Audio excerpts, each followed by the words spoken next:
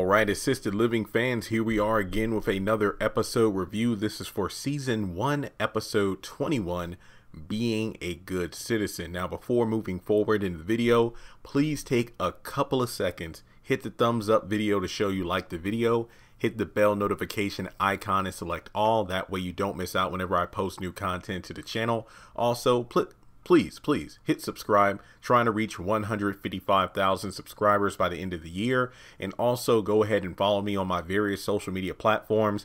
Links are in the description below. Here's the synopsis. Mr. Brown tells Leah what Cora thinks about her cooking. Leah and Cora become concerned about Lindor's behavior and think they should speak to his father. Cora tries to convince Mr. Brown the facility will need a nurse. Let me say up front, this episode of Assisted Living, once again, I feel was worth a watch compared to this week's House of Pain. Now, I've already posted my episode review for House of Pain. What was it called? The Big Game. I already gave my thoughts, and I gave that episode a 1 out of 10. Assisted Living, I feel, was better, but let me just break down the episode. I'll get into my score, why I gave the episode that score, and go from there.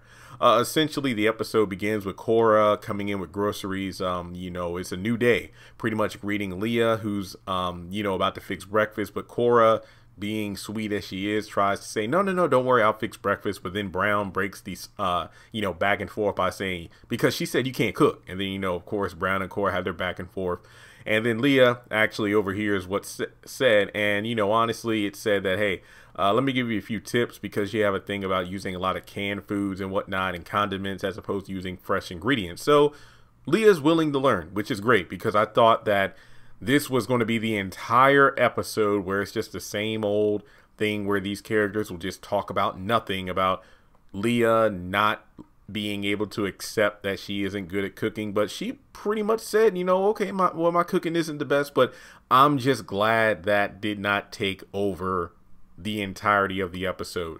That alone made this episode much better than House of Pain, which spent the entire duration about Lisa taking the TV remote. Sure, you had the one-off moment where Miranda shows up with Christian, and that kind of led to a distraction about, oh, she's trying to make Calvin jealous, but a majority of House of Pain had to do with the whole TV and Malik being mad and compromise, all this other bullcrap.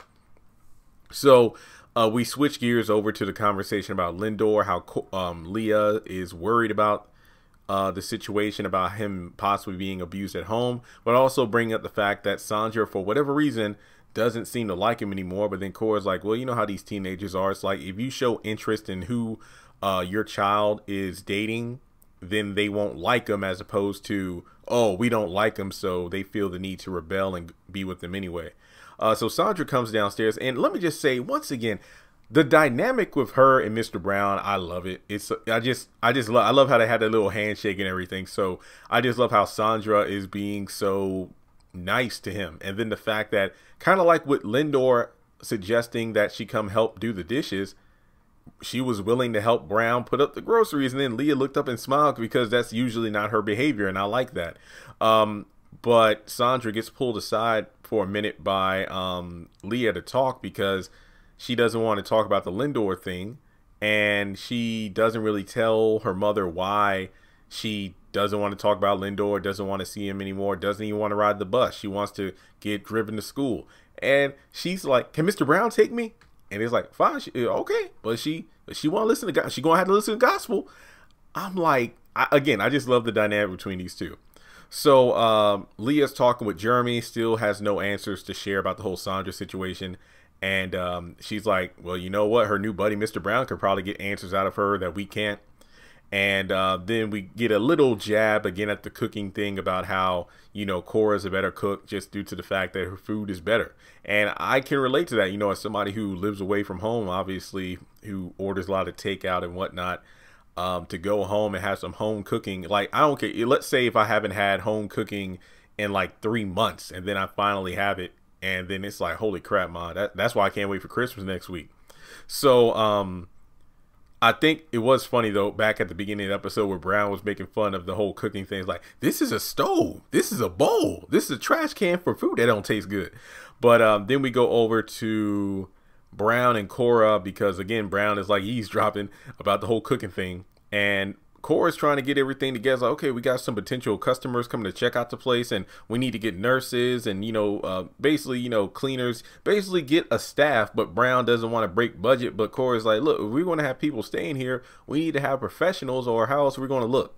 And again, Brown doesn't want to break the budget. Then Vinny pops up. I think that's kind of Vinny's stick. He just pops up out of nowhere and starts going back and forth with Brown. Then, it's like the whole, well, that's your daddy, Cora. No, it ain't. No, it ain't. That's the first time we heard about the whole, that's your daddy in a while. But Jeremy's like, I want to talk to Lindor's dad. Leah is like, are you sure about that? Vinny's like, don't you mess around with that boy, because you need to mind your own damn business. Adults need to stay in their own damn business. And then also, you messing around with the sheriff might actually mess up our business permit and whatnot. Brown's like, I think you should call. And then Vinny's like, nope, it can mess up the business. Like, no, I'm going to get this $40,000 back. And then Cora's like, no, I think you should call if you think that it's actually going to help. And then Jeremy's like, I think I am going to call. But then Leah's like, oh, wait, the sheriff's there. So the sheriff is there, basically says, was my son over here last night? Yes, he was. And he's welcome to come back anytime. I don't want him over here. Okay. And I like how Jeremy just, pretty much agreed, where he recognizes that, hey, I mean, that's your child, that's your son. Like, we can't make him come over here because that's your son. You can do what you want. But they ask about the whole, yeah, because I think the sheriff's like, did he come over here last night to eat? Like, yeah. And then before the conversation could really take another turn, the sheriff is like, keep your fast daughter away from my son. And then Leo wants to step to him. But then Jeremy's, not backing down. I like that. Jeremy didn't back down. And then the sheriff is like, yeah, you better watch your step. And he kind of pats the gun. And that's like, wait, what? And that's the end of the episode. And we got like a little PSA at the end of the episode that has to do with like domestic violence and whatnot.